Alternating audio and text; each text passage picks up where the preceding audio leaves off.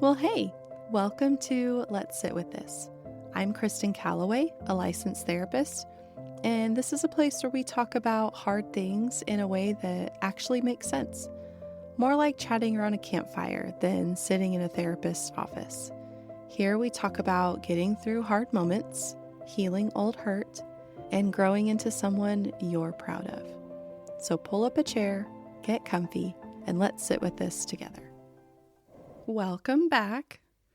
Grab a snack, get comfy, and settle in because today's episode is a little different. We are going to get personal about me. This episode was inspired by the current book of my book club series called The Therapist Bookshelf, where I read a new therapy-related book and give you my thoughts every month. So if you haven't listened to that series, I hope you check it out. The current book that we're reading is called Maybe You Should Talk to Someone by Lori Gottlieb. And it made me want to do something I haven't done on this podcast before. Talk about my own experience as a client in therapy. Not from the therapist's chair, from the couch. And here's the thing I want you to hold on to for this whole episode. I'm a therapist.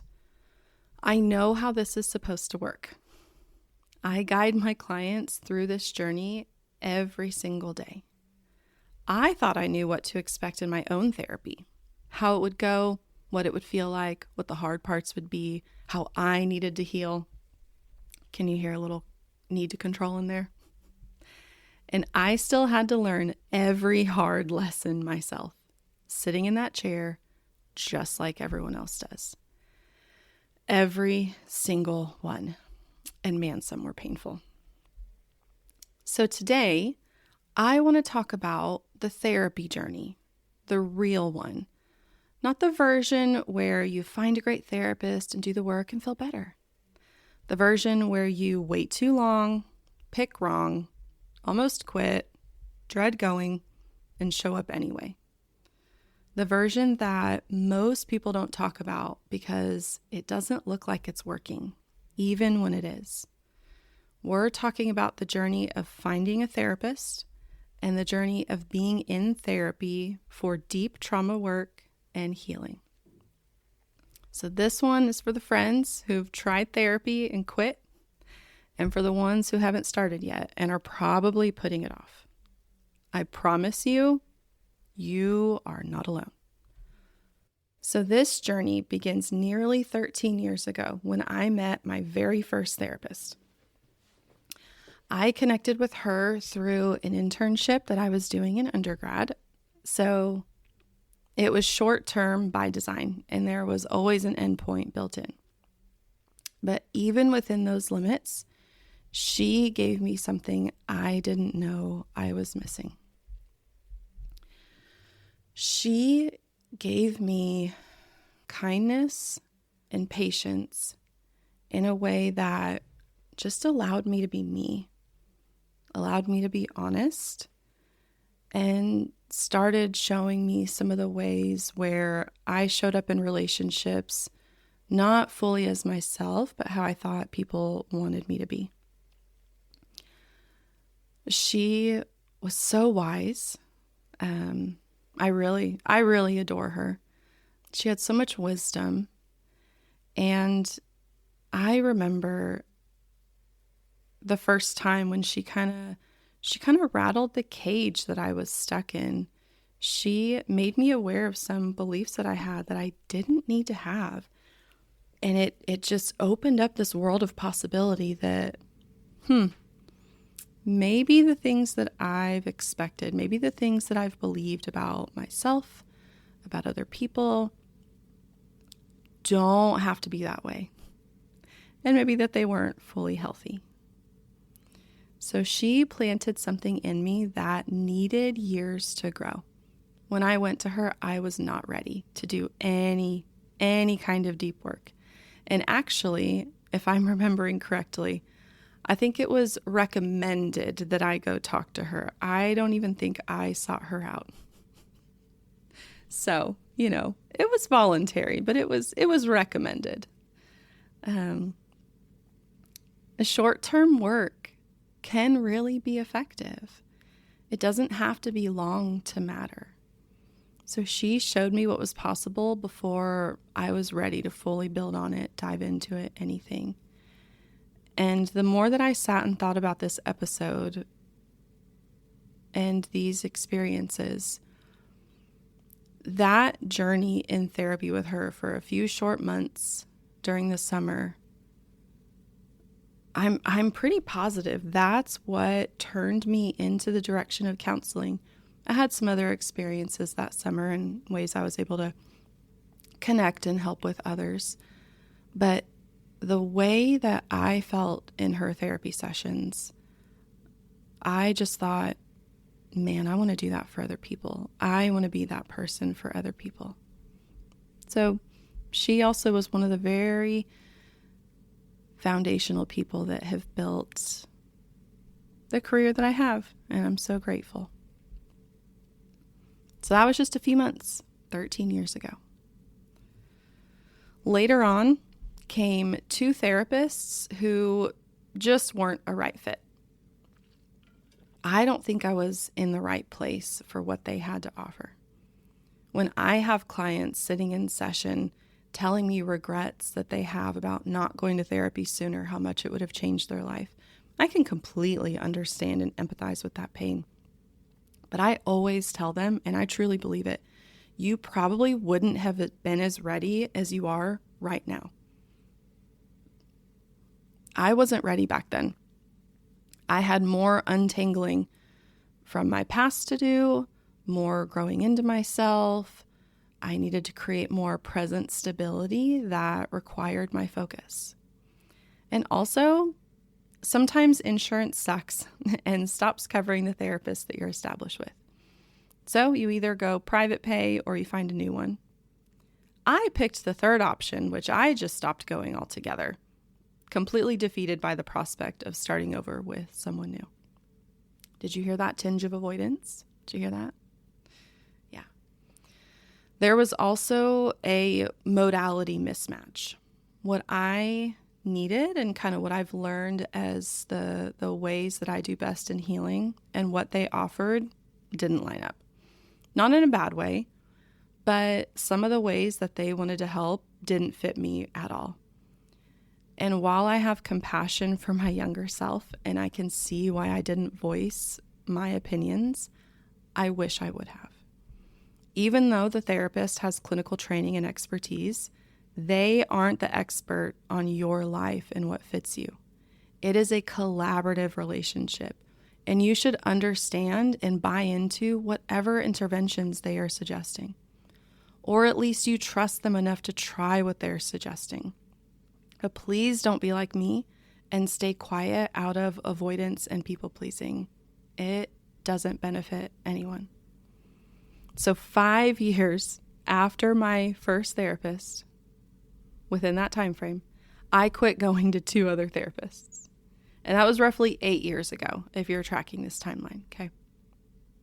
And here's what I want you to hear if you've had a similar experience. The therapist who's right for you in crisis or transition is not always the therapist who's right for you in growth. Some people are meant to be a short part of your story, and that's okay. And a good therapist isn't always a good fit for you. A bad fit is not a verdict on therapy, okay? I wasn't ready is not the same thing as this doesn't work. Now, I do want to completely acknowledge that there are a lot of poorly trained clinicians in my field. There are a lot of poorly trained therapists, people who are doing this work for the wrong reasons, people who are making the client's therapy about them and not about the client in front of them. Like, I fully acknowledge that there are not good therapists.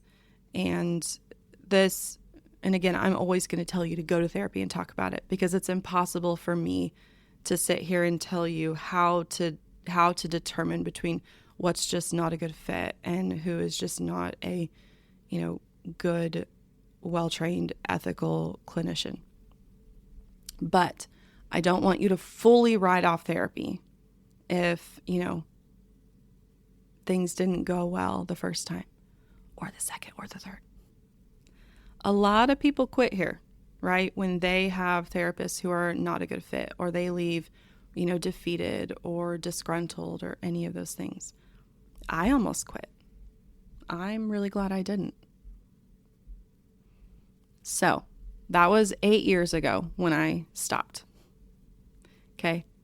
So 5 years ago, when I decided that I was ready to go back to therapy and do some real deep work, I did what any good avoidant perfectionist would do. I found what I thought was the perfect therapist, and I waited for her. I spent a long time searching for someone who could do kind of that deeper work. I knew I didn't want basic surface level. I didn't want just regular cognitive behavioral therapy. I didn't want any of that. I wanted to go deep under the surface and do that. And I found a therapist whose profile really spoke to me. I liked her picture. I liked what she had to say. I don't think she had a website, but I just felt like we connected. And I felt like she was going to be the therapist for me. Okay. Now, when I reached out to her, this was kind of in the midst of, this was a little bit after COVID had started and, people were transitioning their practices and things like that. But she was full and she was working on reducing her caseload. And so she very kindly said, I'm full. Reach out later on. I'll see if I have an opening. Well, I waited for well over a year for this person, periodically checking her profile, hoping something had changed. And I was still stuck with this belief that she was the only one that could help me. And I want to pause on that. I really believed that she was the only one who could help me. And I waited way too long for a therapist I had never even met. Okay, this is avoidance wearing the costume of loyalty. That is perfectionism convincing you that anything less than the exact right person isn't worth trying. And I say all of that with self-compassion because I understand exactly why I did it.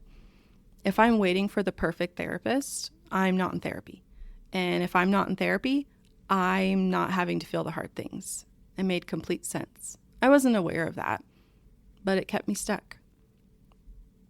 So at a certain point, it just kind of came to me out of the blue. One day I realized how long I had been waiting, kind of periodically checking. So I checked her profile again. Nothing had changed. And I just had to make the decision to let that one go. I just was ready to work on stuff. I was just feeling very chased by my past, and I just did not want to keep waiting and delaying. And I had to decide that more than one therapist could help me. That was a big shift, right? I had to let go of this belief that she was the only one because that's not true. There are lots of great therapists who could have helped me. And so just picking this one, just because I felt like we connected, not because, she really specialized in particularly specific things that I needed, just because I connected with her through her profile. So I went searching.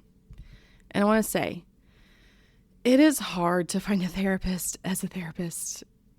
There's just layers to it. The therapeutic relationship is really unique. And we have rules about the relationship and how we can't have conflicts of interest, that we need to be, mindful of the power dynamic and all of those things.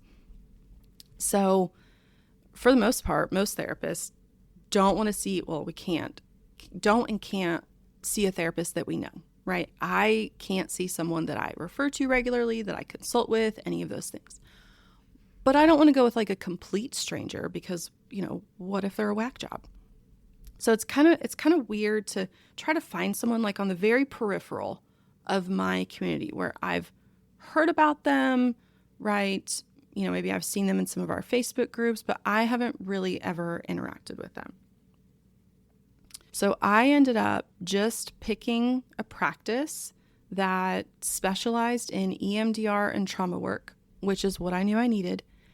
And I just decided that whoever had an opening first was where I was going to start. I submitted my online inquiry and just said, you know what? Whoever messages me back, they're going to have to be the one. I let go of perfect.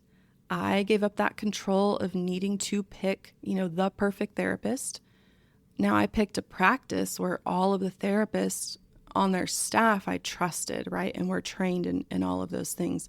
But I didn't get hung up on just one.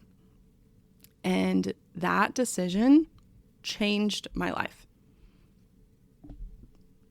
So it just so happened that Esmeralda, okay, that's obviously not her real name, and I can't wait to tell her that I nicknamed her that. She responded to my inquiry, and man, the rest is history. A great therapist became the best therapist for me. She's been a right fit in the ways I expected. I knew that her modality and her profile and all of those things, like, they resonated. So I expected that she'd be a good fit, but also in ways that I did not know were possible. It's hard to fully put into words the way that our relationship and work together has helped me heal, but I'll do my best. So let me give you a snapshot into the 3 modalities that she's used the most often to help me heal. And I want to briefly explain each one because I think it matters for you to understand what I mean when I say deep work. So she does EMDR. I love EMDR, okay? I am a certified EMDRIA therapist. EMDR is so powerful, so fantastic. If I can give you the most watered down nuts and bolts, 30-second explanation, okay, don't come at me of the stuff I've left out. Essentially, when you go through experiences that are traumatic or overwhelming or that we are unable to cope or make sense of, those memories stay in our brain and in our body in 4D, okay? You experience every sensory detail like it's happening now. You know those 4D movies where it's not just the 3D glasses, but they've got the air and they've got all the stuff around it. It's like it's happening now. So EMDR helps reprocess them so that they become 2D. They become a picture that you're looking at from a distance, not a movie that you're living inside. Maybe even it's a movie that you're watching, but it's distant and you're not feeling very much. So rather than seeing, smelling, feeling, hearing it, you're just remembering that it happened. EMDR is so powerful. One day I'll do a whole episode on it, but for right now, it's awesome. She also, I wasn't really expecting this. I didn't know much about it. And it's incredible how transformational it's been. She does parts work. Parts work is fantastic. Everybody needs to be doing it. And while she is not trained by the Internal Family Systems Institute, that's a whole soapbox I'll go into about trainings and certifications in the therapy world. It's a little ridiculous. She does parts work from an IFS perspective. And parts work, man, it helps you soften the old survival patterns that got you through the hard things. Okay, so what helped you survive doesn't work very well when you're trying to thrive.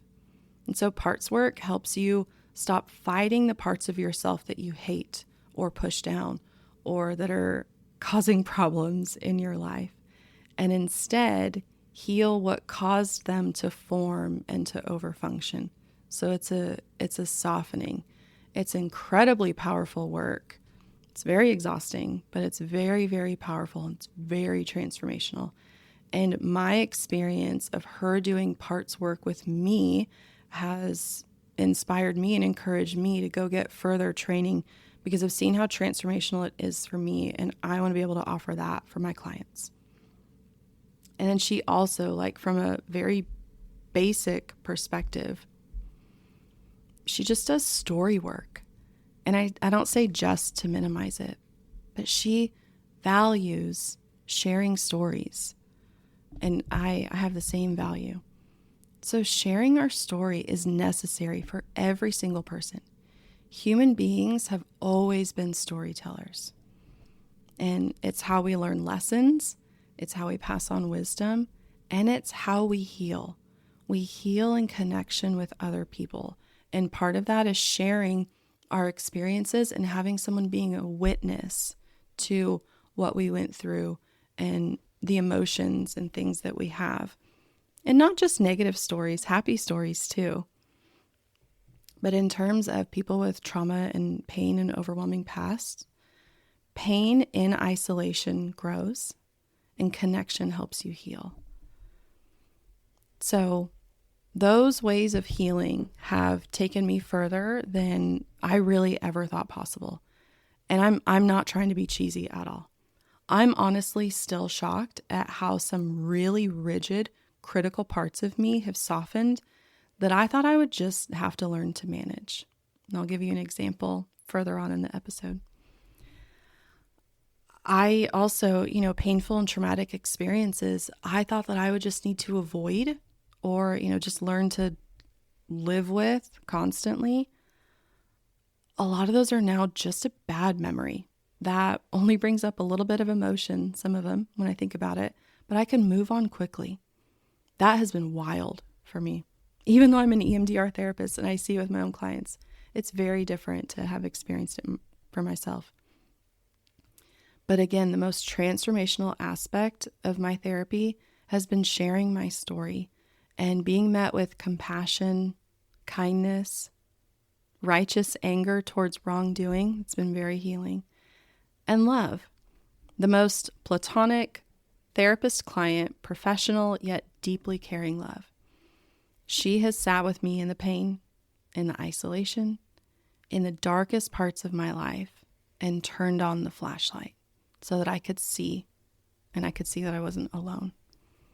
I will forever be grateful for that part of my therapy.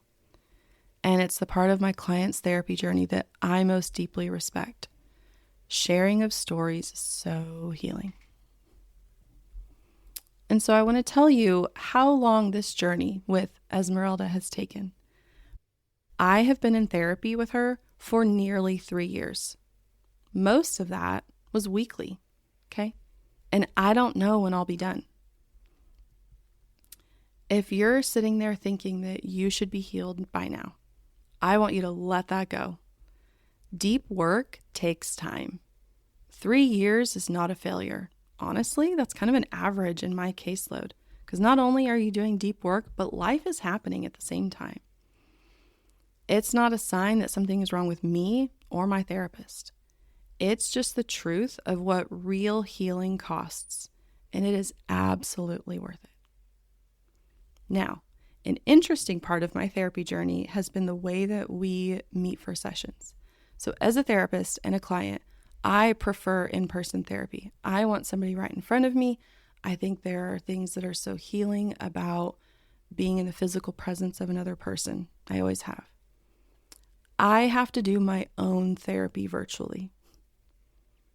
And I made that choice because she was the right fit and the perfect conditions weren't available. And I think I actually had to talk her into doing EMDR with me virtually because that wasn't her first choice either. But my time at work is really limited, and I would have had to have essentially referred out some clients or maybe able to travel to go see her and get back. So we meet virtually. And I'll be honest, choosing her over my preference was its own small act of letting go of perfectionism. The right person matters much more than the right format. Now, let me tell you about the moments that showed me that this 4th try of therapy was different. The first one is about conflict, or really a mismatch.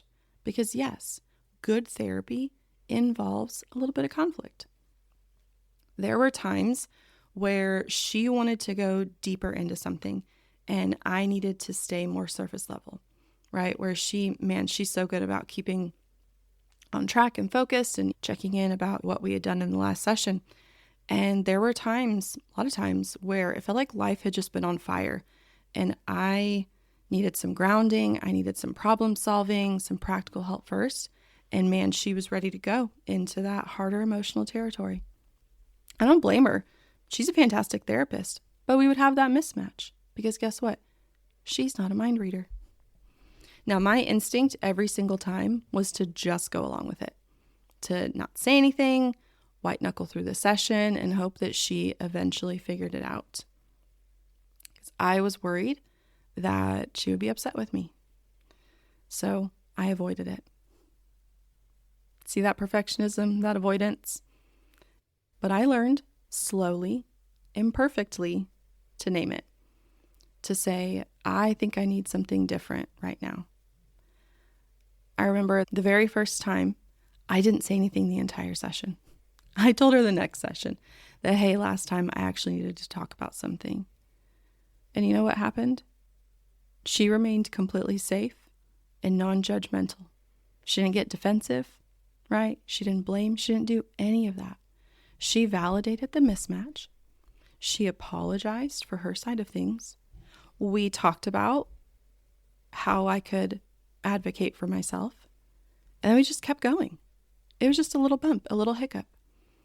And the relationship grew closer, not more strained. Because as attuned as a therapist may be to their client, they're still not a mind reader, right? I may know some of my clients really, really well because I've seen them for a long time. I still don't know what goes on inside their head. And so advocating for myself was a part of my healing, and it needed to happen within that relationship. So she did the thing I was in there learning to do. She got it wrong, owned it without making it a whole big deal, and we just kept going. Now, for someone who had spent years believing that I needed to be perfect in relationships, that, naming a need was risky, being too much or too honest could cost me the relationship, watching someone respond to that with warmth and a simple apology was healing in and of itself. I was honestly shocked. And she modeled what she was helping me build. So the second proof that this was working is one I didn't expect, and most people don't.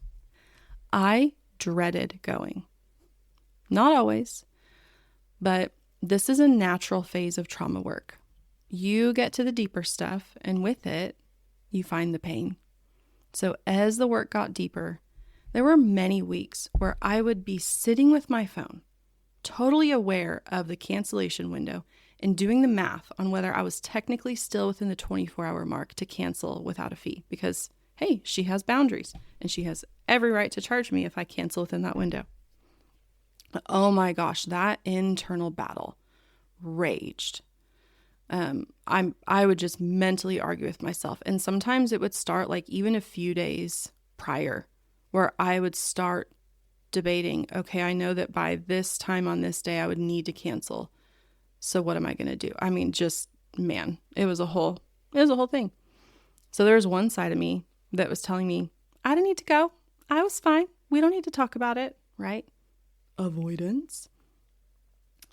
There was also the parts of me that this is going to be too overwhelming. I don't want to face it. This is so hard.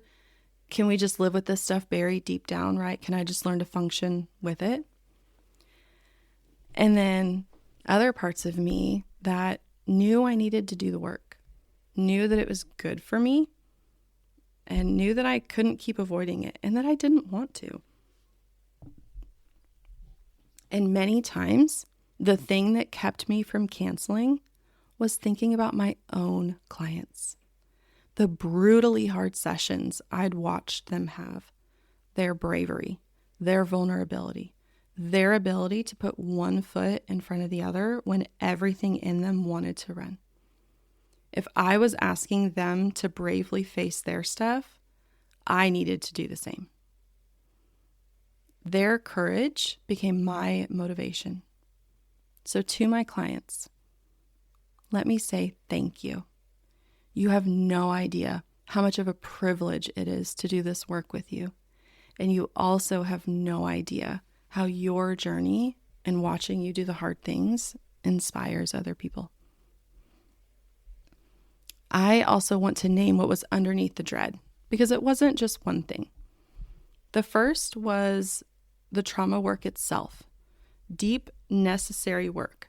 I knew it was moving things, and I did not want to feel it again. That's not avoidance of therapy. That's avoidance of pain that therapy was correctly pointing me toward. There's a difference. The second was judgment. I would dread bringing things up that either had happened during the week, things I'd done, things I'd felt, things I was ashamed of, patterns I'd noticed, or bringing up memories that had surfaced, additional details, new insights. That shame kept showing up because that's what shame does. It doesn't take days off. Now, because I knew as a therapist the importance of bringing these things up that were either happening between sessions or these insights that I had, I knew I needed to bring it up to her. But remember, I'm an avoidant perfectionist, right? So there were times where I would send her emails, say, hey, don't bother reading this until right before session. But in an impulsive moment, I would tell her some of those things I knew we needed to talk about.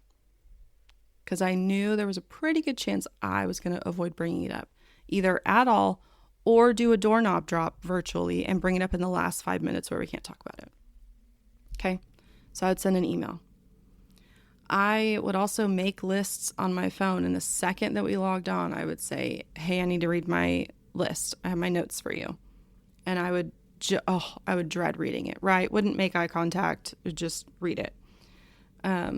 Now, I'm proud of myself because I always brought it, okay?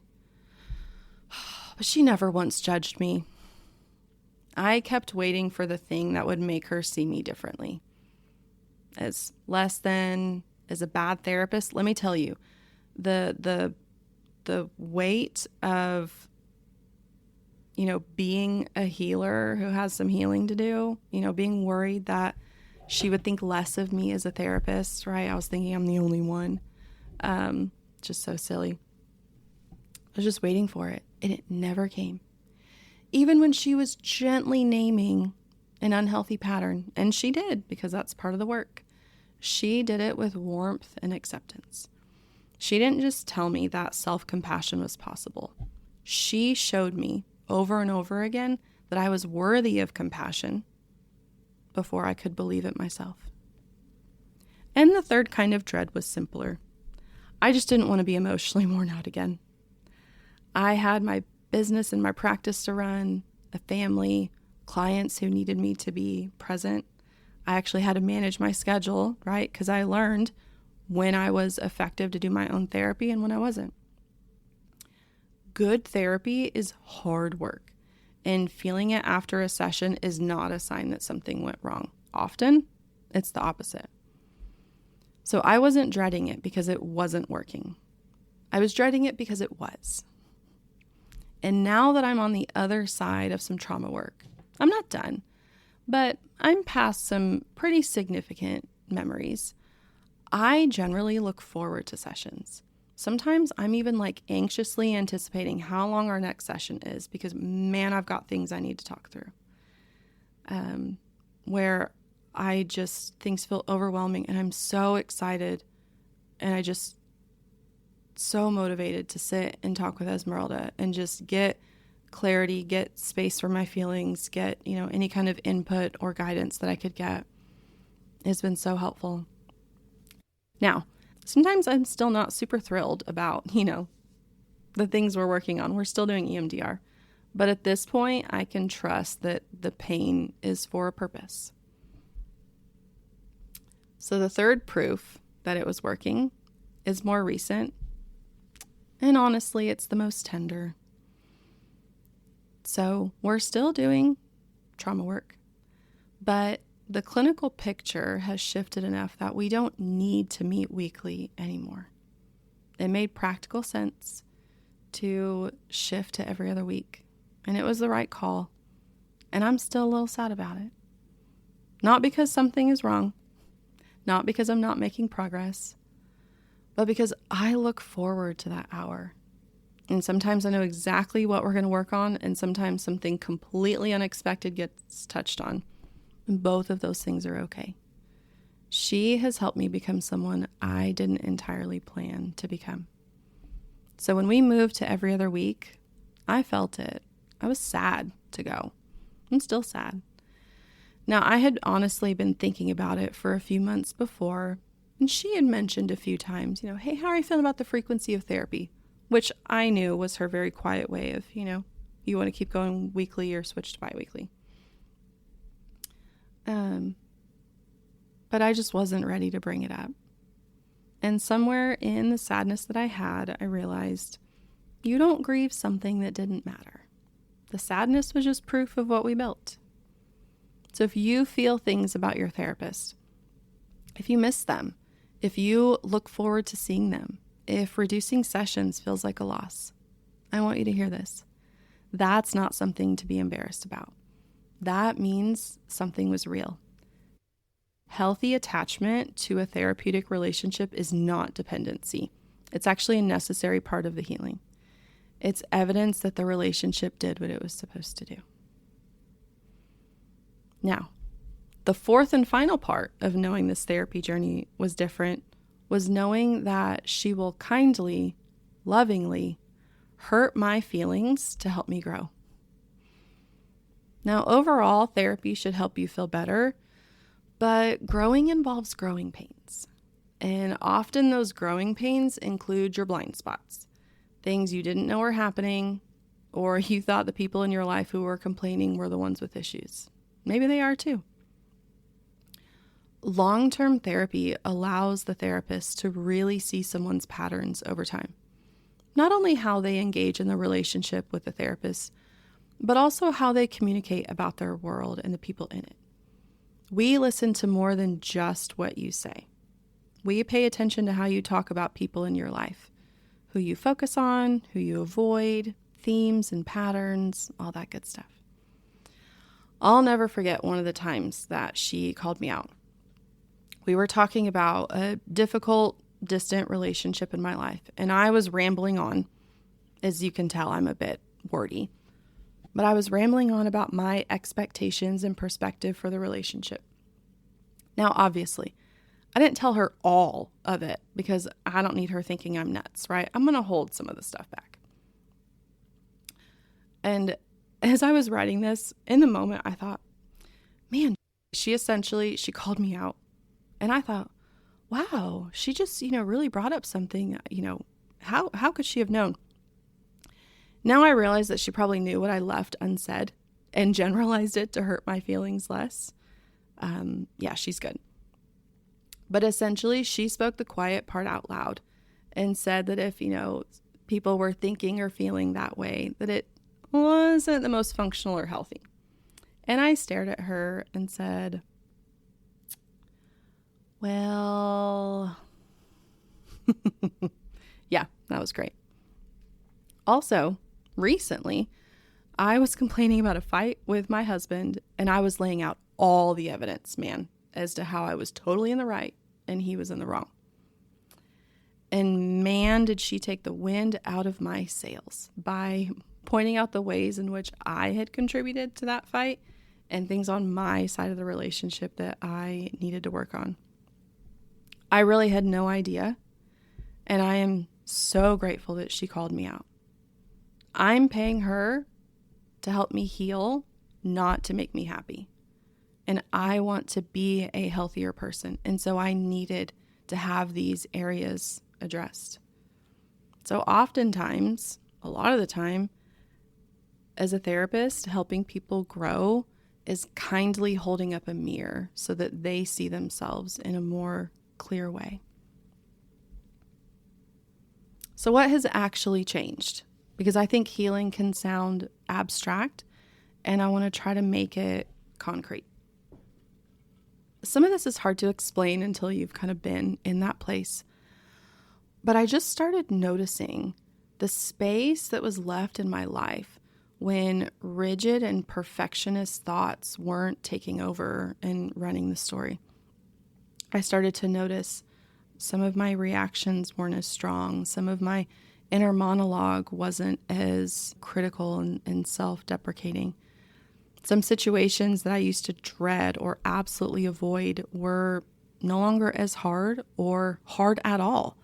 And so when she would kind of review goals that we had set and just some different situations I had identified as difficult, there were times where I was like, oh, that hasn't happened at all. I don't even know the last time that it happened. Man, that was cool. A big one for me is that I have started having a much kinder internal voice instead of a critical one. And man, this was shocking at first. And I'll give you an example. I talked about this a little in my series last year on my Monday motivational moments when I was training for a marathon. When I started running, I only trained on a treadmill in my garage, usually with the door shut, because I was so self-conscious about other people seeing me run and their opinions and judgments about what I looked like, how fast I was going, all of those things. So I was running in my garage on the treadmill, and I wouldn't go run outside. And then I started running outside, and I was really self-conscious about what I was wearing, what it looked like, my pace. Were people out there judging me? Did I look like I was really enjoying it? I was so in my head about what everyone else thought that I struggled to focus, and honestly, I struggled to enjoy running. And I will never forget some of the times where I went outside, went to go for a run, and realized, oh my gosh, I'm wearing those short shorts, right? And I thought, I don't really care what people think. And I honestly didn't think about it till the end of, oh my gosh, I just went for a run and I didn't even think about that. I stopped being really self-conscious about looking a certain way as a runner. If you can't tell, I'm the child of 90s and early 2000s toxic diet and body image culture, okay? Where if you don't have a completely flat stomach, you're just this like lazy, worthless person, okay? Still breaking through that. But I just stopped caring, and it was wild to realize, oh my gosh, that hasn't happened. I haven't been doing that. This feels freer. I don't really care because it's not about me, right? It's cool. I'm not there all the way, but it's cool to be on the other side of understanding other people's opinions about me really don't have anything to do with me. They have nothing to do with me. So yeah, my life, there started to be more color and more gray rather than being very black and white, and just more peaceful. Now there's still, I'm a short-tempered person. Okay, life is not perfect, but man, a lot of things are just easier. I can be so much more compassionate to myself in harder moments, and it's easier for me to take accountability. It's changed who I am in my relationship. It's changed who I am as a parent. It's changed, who I am as a therapist, as a friend, just showing up as all of those things. And I'm not done. And nobody's ever fully done, right? I still have work to do for sure. But, the space in my life is way different. And the thing that has stayed with me the most, the thing I find myself coming back to is this. You have no idea how much old survival patterns take up space in your life until they start to loosen. You don't know what they cost you until you stop paying. And as you heal, as you begin to let them go and transform them into something more helpful, you notice the space. You notice the quiet. You notice the absence of what used to be there. And then the real you starts to fill in. That is what 3 years of hard, sometimes dreaded, sometimes grief-inducing therapy has given me. Not a fixed version of myself, but a freer one. So I started this episode by telling you that even though I'm a therapist, I still had to learn every hard lesson myself. And I meant that. I probably crashed and burned in a few areas more than the average client because I have awareness of the therapy process. The avoidance, the perfectionism, the waiting, the dread, the wanting to quit. I lived all of it. Credentials don't protect you from your own humanity. And this is why therapists can't be their own therapists. That's why we still need other people to help us do that work, because we're still human. And so here's what I also know now from both chairs. The things that make people quit therapy are often the signs that it's working. The dread means that something real is being touched. The conflict means that the relationship is safe enough to hold it. The grief means that something was built. The slow timeline means that the work is deep enough to matter. And I will talk with people when they're getting to that phase in therapy. I can see it. Hey, when you don't want to come to session is when you need to come the most. Now talk to me about it. Tell me. But that is a normal phase of therapy, and that there's a lot of growing and healing that comes from doing hard things and learning that you're capable and can handle it. So if you tried therapy and it didn't help you, I want you to consider that it may have been the fit or the timing or the modality, not you and not therapy. If you've been waiting for the perfect therapist or the perfect moment, I hope you heard my own story in that. I waited over a year for someone I'd never met. Avoidance is creative. Don't let it dress up as patience. Okay? Perfectionism is the enemy of good. Good enough is better than never starting. So don't give up. Okay? Healing takes risk. Healing is painful. But you deserve what's on the other side of it. So thank you. Thank you for being here for this one. It has meant a lot to me to share this. Honestly, a little vulnerable, a little nervous. But again, I can't ask my clients to do anything I'm not willing to do. And I can't ask my friends on this podcast to do something I wouldn't be willing to do either. So I am proud of you for sitting with me. And thank you for sitting with me. We talked about hard things. And if you've had a hard therapy journey, or you've been really avoiding it, listen, I get it. But just consider, might be able to find something that's different. So take care of yourself. Go get some fresh air. And I will save you a seat for next time.